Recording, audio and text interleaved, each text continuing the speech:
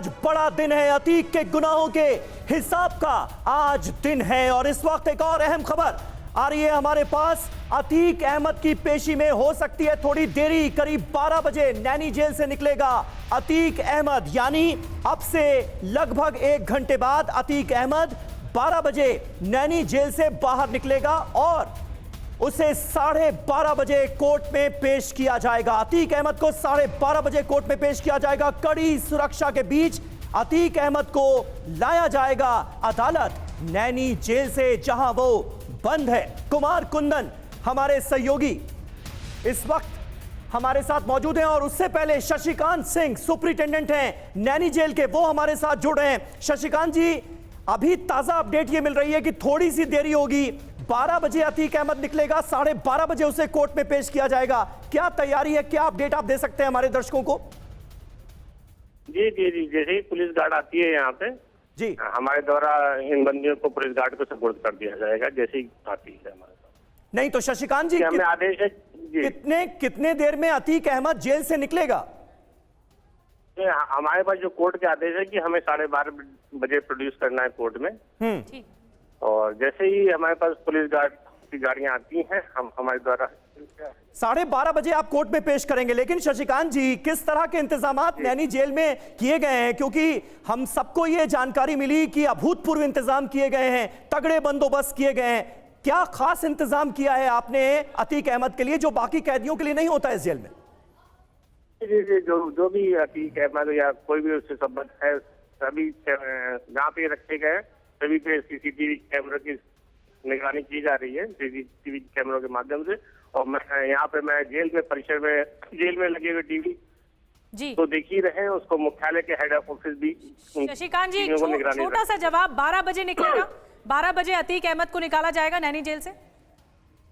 जैसे police guard आती है हमारे द्वारा उनको निकाल दिया जाएगा, क्योंकि हमें 12:30 बजे प्रोड्यूस किसी भी हालत में करना है। ठीक है, 12:30 बजे पेश करना है अतीक अहमद को। शशिकांत जी जो जुड़े हुए थे नैनी जेल से सुपरिटेंडेंट, उन्होंने साफ और स्पष्ट कह दिया कि 12:30 बजे हमें आदेश है कि पेश किया जाना है, तो इसी के तहत ले जाया जाएगा। बिल्कुल तैयारी पूरी है, इंतजार सबको है। हमारे संवाददाता भी इस वक्त प्रयागराज में मौजूद हैं, हर उस जगह पर जहां से पेशी को लेकर सारी प्रक्रियाएं पूरी होनी है, चाहे वो जेल हो चाहे वो अदालत हो। कुमार कुंदन हमारे साथ इस वक्त हमारे सहयोगी जुड़े हुए। कुमार, जैसा कि अभी जानकारी मिल रही थी, जेल सुपरिटेंडेंट भी बता रहे थे कि 12:30 बजे का वक्त है।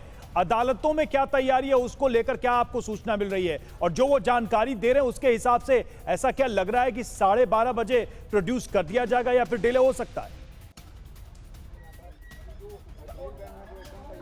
नहीं, देखिए 12:30 बजे से ज़्यादा डिले होने की कोई बात नहीं है। 12:30 बजे जेल से मतलब 12:30 बजे कोर्ट में जो है सुनवाई होनी है और उसकी सुनवाई से पहले सारी तैयारियां पूरी कर ली जाएंगी। और जब कागजी तैयारियां पूरी हो जाएंगी उसके बाद यहां से एक मैसेज आएगा और मैसेज आने के बाद बाकायदा यहां पे अतीक अहमद, उसके भाई और फरहान तीनों को जो है ले जाया जाएगा। मैं फिर एक बार बताना चाहूँगा कि जो जेल और कोर्ट दो एक ऐसी जगह है, दोनों जगह सुरक्षा की विशेष व्यवस्था की जरूरत है। ऐसे में जब तक पूरी जो है व्यवस्था पूरी ना हो जाए तब तक किसी भी तरह के मूवमेंट की बात से इनकार कर रहे हैं लोग। कुंदन, जो तस्वीरें आप दिखा रहे हैं, तस्वीरों को जरा ब्रीफ करिए, क्या इंतजाम है, कितने देर में यह काफिला निकलेगा और किस तरह के सुरक्षा का इंतजाम अतीक अहमद के लिए फिलहाल नैनी जेल में किया गया है? विपिन, मैं आपको नैनी जेल के बाहर की पहली तस्वीर दिखाता हूं। नैनी जेल के बाहर की अगर आप तस्वीर देखें तो पुलिस के आला अधिकारियों की गाड़ी बाहर भी लगी हुई है और दूसरी तरफ अगर जेल के अंदर की तस्वीर अगर दिखाना चाहूं तो जेल के अंदर भी लंबी और बड़ी गाड़ियों का काफिला है, जिसमें कि प्रिजन वैन से लेकर व्रजवाहन से लेकर तमाम तरह की गाड़ियां हैं। एक्स्ट्रा पुलिस फोर्सेस यहां पे डिप्लॉय किए गए हैं और हम लोग इस वक्त नैनी जेल के ठीक सामने में मौजूद है, उसी जगह पे मौजूद है जहां से अतीक अहमद को लेके जाया जाएगा। तो जिस तरीके से गुजरात से उसको लाया गया था तो तकरीबन 50 पुलिसकर्मियों की टीम थी, आज भी जब उसको यहां से लेके अदालत के दरवाजे तक, दहलीज तक ले जाया जाएगा, उस समय भी एक कड़ी सुरक्षा होगी और उस सुरक्षा व्यवस्था के कुमार कुंदन बड़ी जानकारी दे रहे हैं, नैनी जेल के बाहर बड़ी सुरक्षा है। कुमार कुंदन बता रहे हैं कि आज भी एक बड़ा काफिला पुलिस का अतीक अहमद के पीछे पीछे चलेगा जब तक कोर्ट में पेश नहीं कर दिया जाता। हर कदम फूंक फूंक कर रखा जा रहा है। और एक और बड़ी खबर आपको बता दें, अतीक के वकील जो हैं वो कोर्ट पहुंच चुके हैं। दया शंकर मिश्रा जानकारी मिल रही, कोर्ट के फैसले के बाद नई रणनीति बनाएंगे। दयाशंकर मिश्रा ने कहा है फैसला पक्ष में नहीं आएगा तो ऊपरी अदालत का रुख किया जाएगा।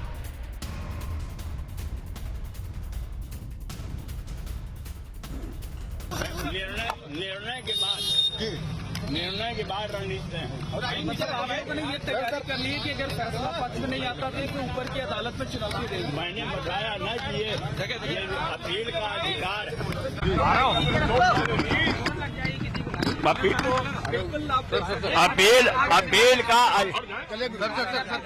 अपील का अधिकार है। तो आपने सुना दयाशंकर मिश्रा को, जो कि अतीक के वकील हैं, और उनकी तरफ से कहा गया है कि अगर फैसला पक्ष में नहीं आया तो ऊपरी अदालत का रुख किया जाएगा। एक बड़ा पैनल मेहमानों का इस वक्त मौजूद है जो आप स्टूडियो में देख रहे हैं। पूरी तरह से अदालत भी बन चुकी है और इसी तरह की अदालत आज कोर्ट में पेश किया जाएगा। अतीक को कटघरा भी तैयार है जहां पर अतीक पेश होगा। और शारदा जी, मैं आपके पास आ रही हूँ, जल्दी से इस पर कमेंट करेंगे। उन्होंने कहा है कि ऊपरी अदालत का रुख करेंगे, लेकिन आपको अगर ये केस दिख रहा है, ये कितना मजबूत है? अतीक को ज्यादा से ज्यादा, उमेश पाल का परिवार कह रहा है ज्यादा से ज्यादा फांसी मिलनी चाहिए। जी बिल्कुल, उनकी डिमांड सही है, लेकिन जो कोर्ट फैसला करेगा वो एग्जैक्टली ऐसा नहीं भी हो सकता है, क्योंकि जब मैं एफआईआर पर जाता हूँ तो देखता हूँ वहाँ पर जो शुरू में प्रेयर दिया था, उन्होंने कहा था कि मुझे इसलिए किडनैप किया जिससे मेरा बयान बदलाया जाए। तो वो तो कोई और चीज़ है, हाँ, वो ये नहीं है। और यानी अपहरण के केस में उम्र कैद या सजाए मौत तभी हो सकती है जब इंटेंट टू मर्डर हो। और इस मामले में आप कह रहे हैं वो नजर नहीं आता क्योंकि उसको डरा के धमका के उसकी जो गवाही थी वो बदलवा दी गई। नहीं, उन्होंने हेडिंग ही दिया है। उमेश जी ने जो लिखा था उसमें वो खुद ही लिखा हुआ है कि मुझे इसलिए किडनैप किया है जिससे कि मैं फलाने केस में वो अपनी गवाही पलट दूं। ठीक है। और देखिए इस बीच एक और बड़ी खबर आ रही है, अपडेट देते चले दर्शकों को। अगर मर्डर ही कर देते तो उसकी गवाही होती कैसे? सरकारी वकील का बयान सामने आया है, वो बयान हम आपको बताने जा रहे हैं। 364 सबसे गंभीर धारा पर भी फैसला गुलाब चंद अग्रहरि ने ये कहा है, और 364 के तहत उम्र कैद या फांसी की सजा हो सकती है, जिस पर हम बात भी कर रहे थे, जिस पर हम ये चर्चा भी कर रहे थे। इस मामले में कुल 10 अभियुक्त गणों का मामला विचाराधीन है। अभियोजन द्वारा कुल 8 गवाहान अभियोजन के पक्ष में प्रस्तुत किए गए हैं। इसमें जो धारा 364 है वह गंभीर धारा है, और 364A में आजीवन कारावास व मृत्युदंड तक की सजा का प्राविधान है। तो जैसा कि आप सुन रहे थे कि कह रहे थे वकील के 364A के तहत मैक्सिमम सजा हो सकती है। सर, हम जरा कटघरे के पास चलते हैं, और चूंकि ये पूरा का पूरा एनवायरनमेंट हमने बनाया इसलिए ताकि लोगों को समझ में आ सके कितना गंभीर मामला है ये, और इसको लेकर पूरे देश में एक क्यूरियोसिटी है। आप जो हमने बयान सुनाया 364A, और सबसे ज्यादा हाईलाइटेड इस पूरे मामले में यही धारा है और इसी पर सबकी नजर है। कितना लग रहा है कि कोर्ट इसको कंसीडर करने वाला है? किस क्वांटिटी तक इसको कोर्ट कंसीडर करेगा इसमें जो सजा हो? देखिए, 364A एक ऑर्डिनरी आम किडनैपिंग केस नहीं है। उमेश पाल को उस दिन भी ये संकट थी कि मेरे को मार दिया जाएगा अगर मैंने गवाही दी राजू पाल के हत्या की। ठीक है। इसी वजह से उसका अपहरण भी हुआ था, और आज अच्छी बात यह है कि कन्विक्शन होने से पहले ही उसकी मर्डर हो गया है। तो इसका इम्पैक्ट आज के जजमेंट पर 100% पड़ेगा, क्योंकि उसका डे 1 से, मैं जो लॉयर हूं, जो एविडेंस मटेरियल कोर्ट में होगा वही देखा जाएगा। लेकिन एक इक्विटी भी एक चीज़ होती है कोर्ट में, वो जो उसके एलिगेशंस थे उसके एफआईआर दर्ज होने में 1 साल लग गया था। तो आप अंदाजा लगा सकते हैं कि थ्रेट का लेवल क्या रहा होगा उसको। तो आज उसकी मर्डर भी हो गया। तो आप ये मानते हैं कि जो क्वांटम ऑफ पनिशमेंट होगा, सर आइए, क्वांटम ऑफ पनिशमेंट होगा वो मैक्सिमम ही जाएगा? आज की जो आज का जो स्थिति है, जो उमेश पाल का मर्डर हो गया उसके बाद, तो मुझे जो लगता है, आज देख रहे हैं उसके परिवार की भी गुहार है, तो एविडेंसेस कम हो ज़्यादा हो, उसका बहुत ज़्यादा इम्पैक्ट आज नहीं होगा, क्योंकि मुझे जो एक्सपेक्टेड लग रहा है और एक्सपेक्टेड ये है कि आज अतीक अहमद पर बड़ा फैसला आएगा और उस पर दोषी साबित होने की संभावना बहुत ज्यादा है। शंभुनाथ शुक्ला जो कि वरिष्ठ पत्रकार है वो भी स्टूडियो में मौजूद है। सर, मैं चाहूंगा कि आप मेरे साथ उस कटघरे तक चले ताकि दर्शकों को यह समझने में आसानी हो कि अतीक अहमद जब पेश होगा तो उस समय माहौल क्या होगा, कैसे उसको सजा सुनाई जाएगी और कोर्ट में जब सब कुछ ये प्रोसीडिंग्स हो रही होंगी तो माहौल क्या होगा। देखिए पीछे कटघरे में अतीक अहमद है और आज पूरे देश की निगाह इस केस पर है। आप जब इस पूरे मुकदमे को देखते हैं, 44 साल का उसका इतिहास और 44 साल में पहली बार ऐसा मौका जब उसको सजा सुनाए जाने की बारी आई है। हालांकि यह अभी तय नहीं हो पाया है कि दोषी साबित होगा या नहीं। क्या संभावना आपको लग रही है दोषी साबित होने पर और सजा पर, दोनों पर विस्तृत जानकारी दीजिए। देखिए, दोषी साबित तब होगा जब उसके खिलाफ बहुत सारे गवाह मिल जाएंगे। दूसरी, जहां तक सजा की बात है, मुझे अभी फांसी पे डाउट है। मुझे लगता है कि आजीवन कारावास हो सकता है उसे मिल जाए, क्योंकि बहुत सारे कानून का राज मतलब जो चीजें सबूत मिल रहे हैं, जो गवाह मिल रहे हैं, उसके आधार पे होगा। अब ये सिर्फ उनकी माँ या उनकी पत्नी के वो तो चाहेंगे इनको मैक्सिमम सजा हो, ऐसा नहीं कहा जा सकता कि कोई भी जज। लेकिन खुद के अपहरण में सबसे बड़ा खुद गवाह वो था जी, इसका इंपैक्ट पड़ेगा। लेकिन फिर भी जब कोई जज फैसला देता है तो अपने विवेक से देता है, बहुत सारी चीजें सोचता है। तो मुझे भी ऐसा लग रहा है कि उसे बहुत ज्यादा सजा मिलेगी। बिल्कुल। और कुछ और सवाल और कुछ और डिटेल्स के साथ हमारे सहयोगी समीर अब्बास अपर स्टूडियो में मौजूद है। Over to you Sameer. बिल्कुल। और हमारे सहयोगी, हमारे रोविंग एडिटर पंकज झा इस वक्त प्रयागराज कोर्ट के बाहर ही मौजूद हैं। सीधे उनका रुख करते हैं बिना वक्त गंवाए। पंकज, मैं आपसे जानना चाहूंगा, अभी थोड़ी देर पहले जेल सुपरिटेंडेंट ने भी यह साफ किया कि 12:30 बजे का वक्त मुकर्रर किया गया है कोर्ट में पेशी के लिए। इस वक्त वहां पर किस तरह के इंतजामात नजर आ रहे हैं आपको कोर्ट के बाहर? मैं आपको कोर्ट के बाहर की हलचल थोड़ी सी दिखाना चाहूँगा। इधर वकील काफ़ी संख्या में हैं, कुछ लोग ऐसे भी देखने आ गए हैं कि अतीक अहमद और अशरफ को लाया जाएगा। ये गेट नंबर 1 आपको सामने दिख रहा है और यहीं से जो जज हैं एडिशनल डिस्ट्रिक्ट जज दिनेश चंद्र शुक्ल, जिनकी सुरक्षा आज बढ़ा दी गई है, 2 स्कॉट पुलिस लगा दी गई है उनके साथ, वो इसी गेट से गए हैं। और ये जो सामने बिल्डिंग दिख रहा है, यहीं पर आज लाया जाएगा और आज फैसला सुनाया जाएगा। उसमें पहले 11 बजे के लिए कहा गया था, जो दिनेश चंद्र शुक्ल ने साबरमती जेल के सुपरिटेंडेंट को चिट्ठी लिखी थी। लेकिन उसके बाद जैसा आपने सुना, अभी जेलर ने कहा कि 12:30 बजे यहाँ पर आ जाएंगे। जज आ गए हैं यहाँ पर और अतीक, अशरफ और उसके साथ जो फरहान है, ये तीनों को लाया जाएगा आज यहाँ पर। और तमाम जो कानून के जानकार अलग अलग तरीके की बात कह रहे हैं कि इसमें आज दोषी करार दिया जाएगा। ठीक है। हो सकता है कि सजा का ऐलान आज नहीं आगे। पंकज, ये कई सारे ओपिनियन यहाँ स्टूडियो में भी आ रहा है। जस्टिस जाकी, ये सवाल मैं आपसे ही रखना चाह रहा था कि जज के ऊपर कितना प्रेशर होगा। देखिए, सिक्योरिटी भी बढ़ाई जा रही है, सब उन्हीं की तरफ देख रहे हैं, सब नजर डाले हुए कि इतने सालों के ट्रायल के बाद क्या फैसला देने वाले हैं। तो जज पे कैसा उनकी जो साइकोलॉजिकल सिचुएशन है वो इस वक्त क्या होगी? क्या ऐसा है कि जज की सिचुएशन ऐसी होती है कि जज ये समझ नहीं पाता है कि ये फोर्स मुझ पे है, ये फोर्स केस पे है या उस पे है। लेकिन ये इसमें अगर कोई हाई प्रोफाइल या अच्छे मेंटेलिटी का जज है तो वो सोचेगा कि साहब ये अलग है और दबाव अलग है और केस अलग है, उसी हिसाब से फैसला करना चाहिए। लेकिन ordinary most of the persons इतने वीक इमोशंस के होते हैं कि वो बह जाते हैं और बह जाने के बाद हो सकता है कि वो कुछ ऐसा कर ले, लेकिन ये कुछ नहीं कह सकता। ये डिपेंड करता है पर्सन टू पर्सन और उस आदमी पे को कैसा काम कर रहा है। क्या अतीक का आपराधिक इतिहास इस फैसले पर इम्पैक्ट करेगा, आपको लगता है सर? आपराधिक इतिहास कानूनन कोई इम्पैक्ट नहीं कर सकता, क्योंकि आपराधिक इतिहास तभी इम्पैक्ट कर सकता है जब लेकिन अदालत जो चलती है वो सबूतों, अदालत जो चलती है वो बहुत बड़ी बात कह रहे हैं जस्टिस जाकी। आप अदालत जो चलती है, जस्टिस जाकी साफ और स्पष्ट कह रहे हैं कि वो सबूतों और गवाहों पर चलती है। इस केस को कितना मजबूत बनाया गया है और कितना मजबूत है ये कुछ देर में पता लगेगा जब फैसले की घड़ी होगी और उसे दोषी करार दिया जाएगा कोर्ट की तरफ से। आज क्या होता है सब पर निगाह है। बड़ी खबर जल्दी से बता देते हैं। नैनी जेल के बाहर पुलिस का वज्र वाहन तैयार है, इसी वज्र वाहन से अतीक को लाया जाएगा कोर्ट। इस वक्त की बड़ी खबर, जैसा कि कुमार कुंदन जानकारी दे रहे थे, और प्रयागराज कोर्ट के बाहर भी सुरक्षा कड़ी कर दी गई है। पंकज झा जानकारी दे रहे थे। जल्दी से कुमार कुंदन अगर हमारे साथ जुड़े हुए हैं तो उनके पास चलेंगे, वो हमें बताएंगे कि नैनी जेल के बाहर किस तरह से पुलिस का वज्र वाहन तैयार है और 12:30 बजे पेश किया जाएगा। कुमार कुंदन जुड़ गए। कुमार, जल्दी से बताइए सुरक्षा व्यवस्था कैसी है इस वक्त नैनी जेल के बाहर?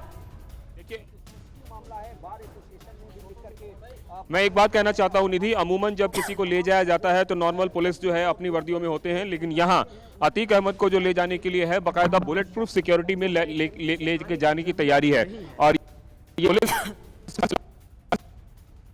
जो अतीक के काफिले के साथ है वो सारे के सारे जो है वो बुलेट प्रूफ जैकेट में है, जो ये बताने के लिए काफी है कि किस तरीके से और कितना गंभीर है अतीक की सुरक्षा, और उसी सुरक्षा को ध्यान में रखते हुए इन खास तरह के जो है जवानों को तैयार किया गया है। बिल्कुल ये वही जवान थे जिन इनमें से कुछ लोगों को बाकायदा वहां से भी लाया गया था, साबरमती जेल से भी लाया गया था। तो पुलिस जो है किसी भी तरीके की सुरक्षा में चाक कोई मतलब कमी नहीं रखने देना चाहती, और इसलिए साधारण और इसी से अंदाजा लगता है कि ये कितना बड़ा चैलेंज है, ये कितनी बड़ी चुनौती है। हमने देखा साबरमती जेल से जब प्रयागराज लाया गया तो उस वक्त भी सुरक्षा के कैसे चाक चौबंद इंतजाम थे, और अब वैसे ही इंतजाम नजर आ रहे हैं नैनी जेल से जब प्रयागराज कोर्ट लेकर जाया जाएगा अतीक अहमद को। अतीक अहमद पर आज आना है फैसला, इसको लेकर TV9 भारतवर्ष की ये मेगा कवरेज आप देख रहे हैं। और देखिए इस बीच एक खबर है, पुलिस का वज्रवाहन नैनी जेल के अंदर गया, इसी वज्रवाहन से कोर्ट ले जाया जाएगा। अतीक किसी भी वक्त कोर्ट लेकर निकल सकती है। पुलिस वज्रवाहन अंदर जा चुका है, और जैसा कि जेल सुपरिटेंडेंट ने थोड़ी देर पहले हमसे बातचीत करते हुए कहा कि 12:30 बजे का वक्त है और उस वक्त के हिसाब से ही सारी गतिविधियां तय की जा रही हैं। और एक और बड़ी खबर आ रही है, देखिए अतीक अहमद को भारी सुरक्षा में कोर्ट ले जाया जाएगा। बुलेट प्रूफ जैकेट पहने हुए तमाम पुलिसकर्मी तैनात हैं। उत्तर प्रदेश पुलिस, पीएसी और साथ ही पैरा मिलिट्री फोर्स की निगरानी में अतीक अहमद को कोर्ट में पेश किया जाएगा। अतीक अहमद और उसके भाई अशरफ अहमद को कोर्ट में पेश किया जाना है। और प्रयागराज की नैनी जेल के बाहर से हमारे संवाददाता कुमार कुंदन इस वक्त मौजूद है लाइव, सीधा चलेंगे कुमार कुंदन के पास। कुमार, वज्रवाहन अंदर पहुंच गया है, पैरा मिलिट्री फोर्स से लेकर पीएसी पुलिस तैनात है, पुलिस कर्मियों को बुलेट प्रूफ जैकेट पहनाया गया है, और पूरी सुरक्षा के बीच थोड़ी देर में अतीक अहमद का काफिला कोर्ट के लिए रवाना हो जाएगा।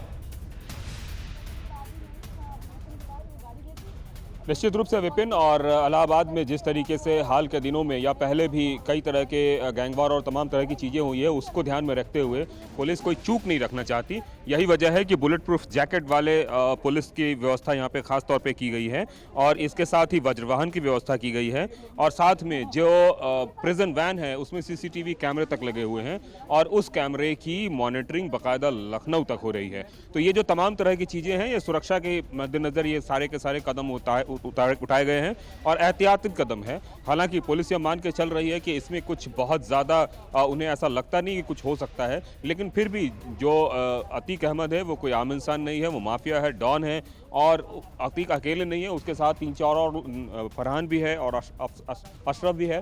तो ऐसी स्थिति में पुलिस की बिल्कुल कुमार, आप हलचल पर लगातार नजर बनाए रखिए हमारे साथ, क्योंकि तमाम खास मेहमान भी स्टूडियो में मौजूद हैं। मुरारी तिवारी जी हमारे साथ मौजूद हैं, सुप्रीम कोर्ट के वरिष्ठ अधिवक्ता।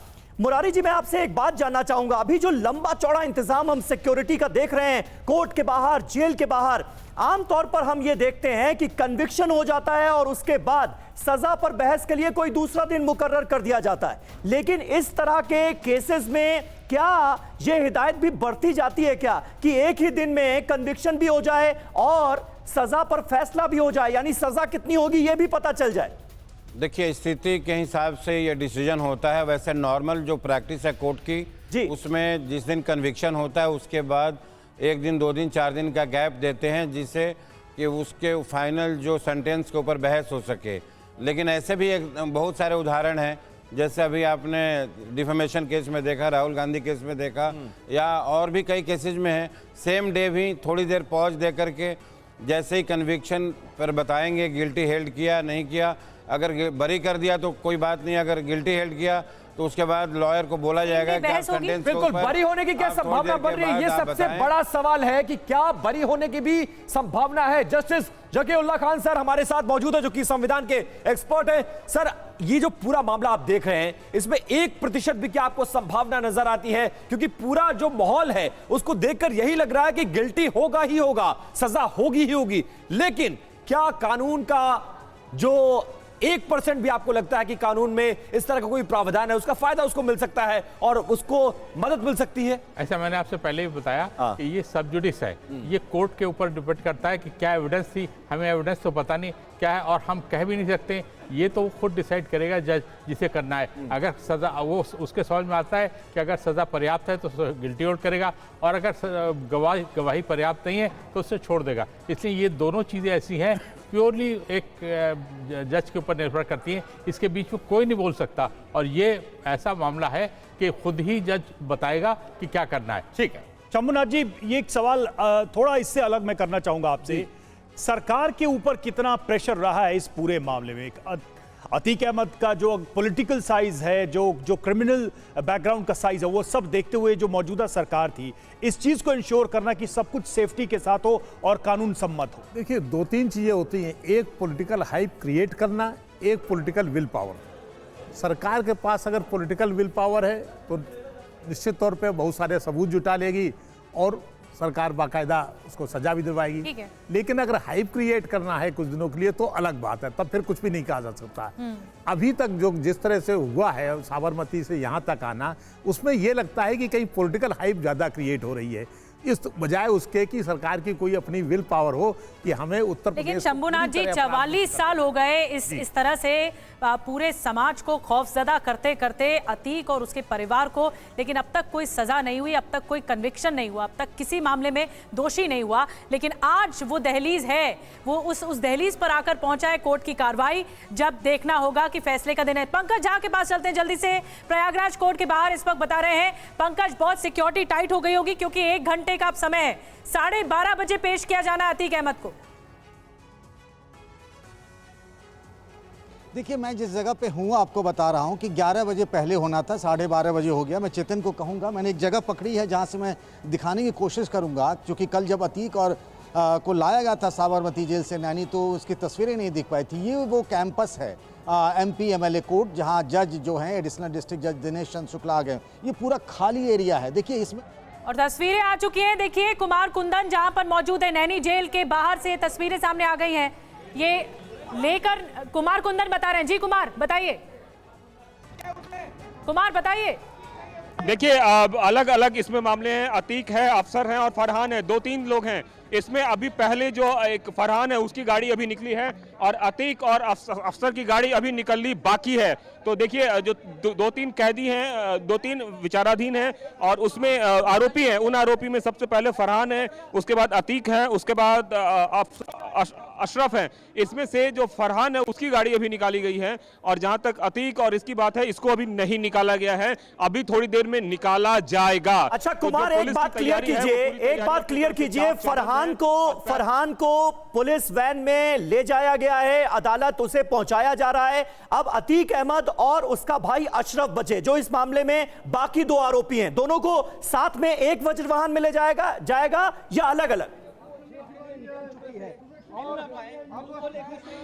देखिए समीर, अलग अलग वज्र वाहनों में ले जाया जाएगा। वो सुरक्षा लिहाज से ये सब कुछ किया जा रहा है। अच्छा। क्योंकि पुलिस जो है कोई चूक नहीं रखना चाहती और जितने भी गाड़ियां हैं अब उसके लिए अलग अलग गाड़ियों की व्यवस्था की गई है और अतीक अहमद को किसी अलग गाड़ी में ले जाया जाएगा, फरहान को किसी अलग गाड़ी में ले जाया गया और अशरफ को किसी और गाड़ी में, ताकि जो है सुरक्षा व्यवस्था को ध्यान में रखते हुए पुलिस ये सब कुछ कर रही है और सबको 12:30 बजे पेश करना है।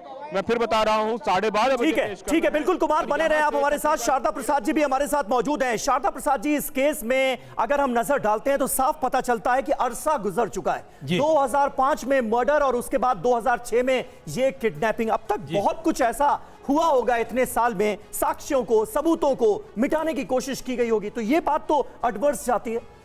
बिल्कुल सही आप कह रहे हैं। इसमें जो FIR है वही किडनैपिंग के, मैं समझ रहा हूं कि 1 साल और 5 महीने बाद लॉन्च हुई है। बिल्कुल, तो 2007 में हुआ। जी।